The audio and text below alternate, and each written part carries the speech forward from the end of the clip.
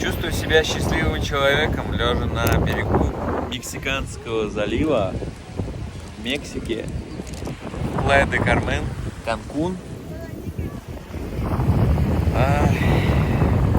Скоро наш отдых заканчивается, и мы возвращаемся домой в Америку. Но все было очень здорово. Все хорошее, приятное когда-то либо заканчивается. Скоро начнется новый этап.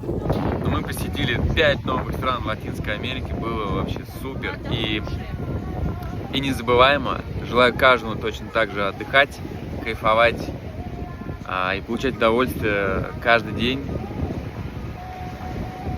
Будет новый этап в Америке. Как он будет? Он будет не менее интересный и местами где-то, наверное, сложный. Но это моя жизнь.